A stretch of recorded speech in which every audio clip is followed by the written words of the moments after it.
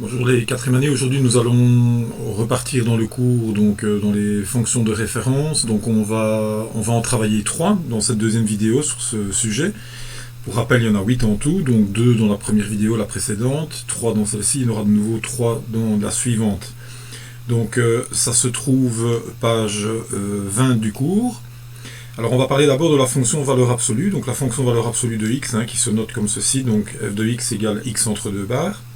Donc la fonction valeur absolue de x est une fonction qui donne la même valeur que x lorsque celui-ci est positif, et qui va donc donner la valeur opposée à x lorsque celui-ci est négatif. Ce qui fait donc pour le tableau de données, nous avons pour moins 2, nous avons donc comme image de fonction 2. Voilà.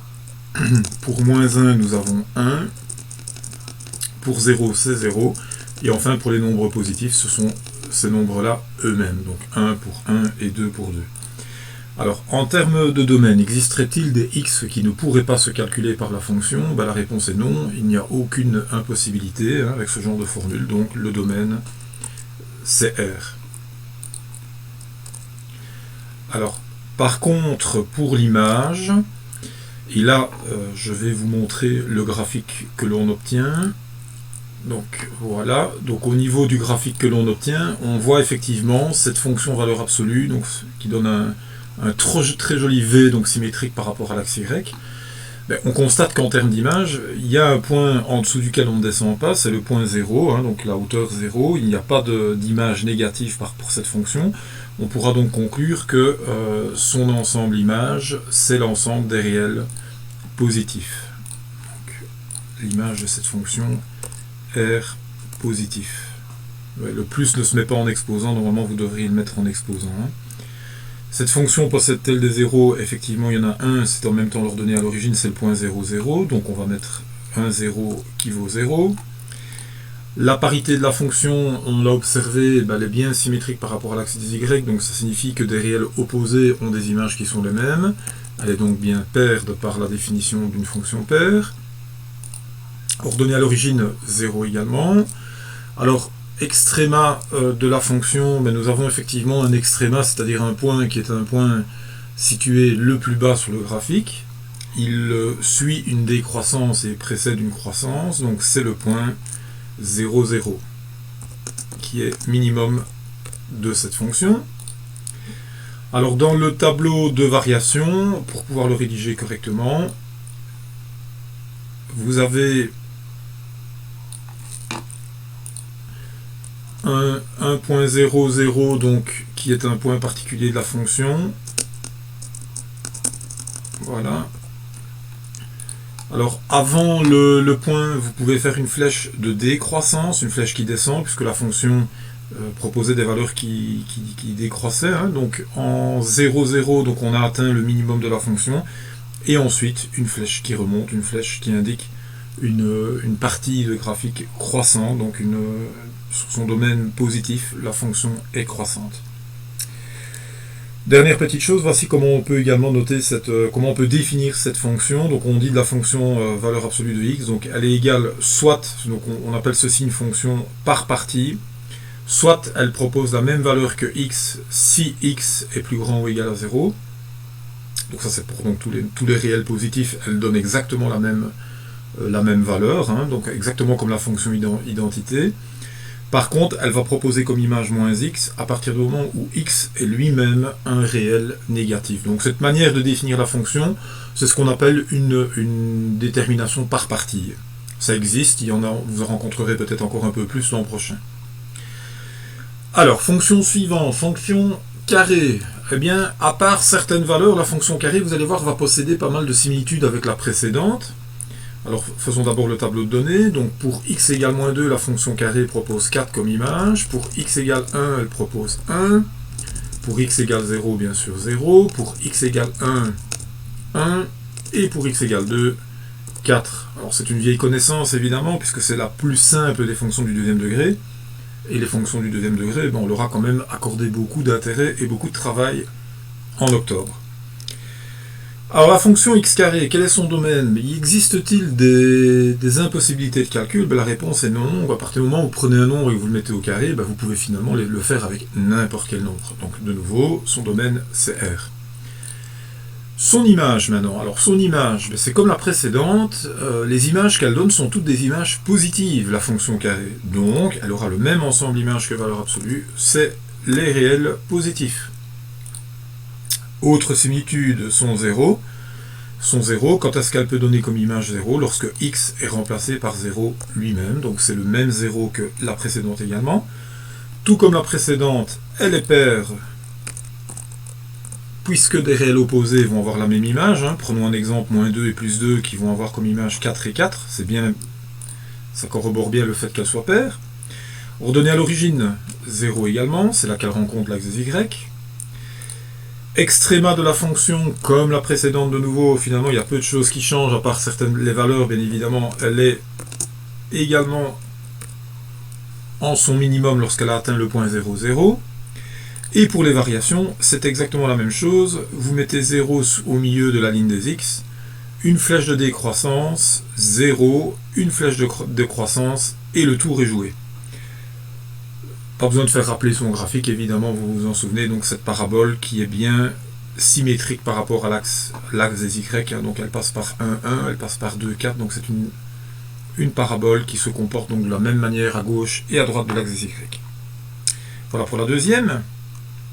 Et enfin la troisième et dernière pour cette vidéo, la fonction racine carrée de x. Alors la racine carrée de x, si vous utilisez le petit programme, on va commencer par ça, si vous utilisez le petit programme GeoGebra, il faudra, comme je l'avais dit lors du dernier live, faire attention, la fonction racine carrée de x va se demander en demandant à l'ordinateur donc SQRT, donc SQRT comme ceci, parenthèse x. Ah. Alors, il a l'air de ne pas vouloir le prendre. Pourquoi? Ça, je ne sais pas. On va peut-être faire comme ça. Espérons. Ah, voilà. J'avais mis un espace, il ne fallait pas mettre d'espace. Voici donc le graphique de la fonction racine carrée de x. SQRT, donc square root en anglais, racine carrée. Donc, on voit que la fonction racine carrée, première constatation, contrairement aux autres, elle prend son départ, non pas à moins l'infini, donc elle n'est pas étendue sur tout l'axe des x, elle ne démarre qu'à 0. Autrement dit, donc, elle va avoir un domaine qui est plus restreint. Elle passe par 1, 1, bien sûr, par 4, 2, par 9, 3, ce sont des points de coordonnées entières, il y a tous les points, évidemment, dont les ordonnées sont irrationnelles avant, et elle se continue, donc, vers plus l'infini. Fonction, donc, plus particulière, bien sûr. Alors, revenons dans les données, revenons dans l'étude de fonction, au niveau du cours. Alors, pour les réels négatifs, là, évidemment, on va avoir un souci, puisque quand on a une écriture de fonction comme celle-là, on a une condition pour le domaine qui s'écrit, c'est que x doit être plus grand ou égal à 0. Donc, rappelez-vous les exercices de domaine que nous avions fait. Ce qui signifie concrètement que dans le tableau de valeurs, les nombres moins 2, moins 1, ainsi que tous ceux qui précèdent, n'ont pas d'image par la fonction. Donc, la fonction n'existe pas en moins 2 ou en moins 1. Elle commence à exister à partir de 0. En 1, bien sûr, elle vaut 1. En 2, elle vaut racine carrée de 2. Alors moi, je n'ai pas évidemment la notation racine sur le PDF. Je vais mettre environ 1,4, c'est pas super juste, c'est une valeur approchée, mais vous pouvez mettre racine carrée de 2, bien sûr. Idem pour racine carrée de 3, c'est un irrationnel, sa valeur estimée approchée c'est 1,7, c'est pas très rigoureux, mais vous pouvez mettre racine de 3 dans le cahier. Et le dernier calcul du tableau, c'est le réel 4 qui a pour image 2. Domaine de définition de cette fonction, bien sûr, on en a parlé tantôt, à partir du moment où elle n'existe que pour les réels positifs, son domaine c'est R+. Quels sont le type d'image qu'elle donne? Elle donne des images qui, au minimum, valent 0 et montent indéfiniment, donc c'est de nouveau R+.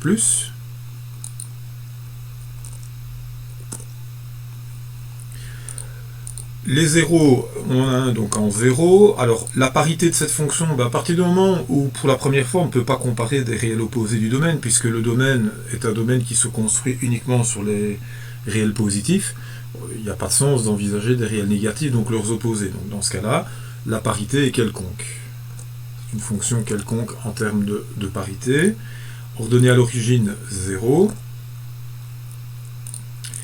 Et alors, en termes d'extréma, petite particularité, on a donc un point qui est le point de départ de la fonction, qui est le point le plus bas.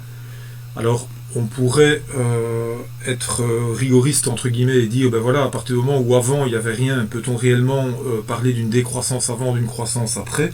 On peut quand même accepter l'idée que le point 0, 0 est le point le plus bas de cette fonction. Vous aurez de toute façon des précisions par rapport à tout ça l'an prochain également. Hein. Et alors, variation de la fonction. En 0, donc, elle vaut 0. Et puis, c'est une fonction qui est strictement croissante sur tout son domaine. Vous pouvez faire une flèche qui va vers le haut et vers la droite. Voilà pour ces 3 fonctions de référence. J'espère que ça a pu vous aider.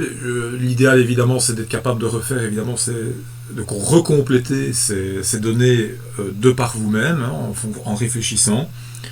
Il y a moyen, hein, franchement, il y a moyen. En partant du tableau de données et en observant attentivement le graphique que ça donne, on peut compléter par soi-même, quand on a bien compris les petites définitions, les différentes rubriques. Et au pire, vous visionnez la vidéo pour réentendre l'explication si besoin. Voilà. Bientôt pour une prochaine vidéo. Bon courage à tous et n'hésitez pas si vous avez des questions à les envoyer. Au revoir.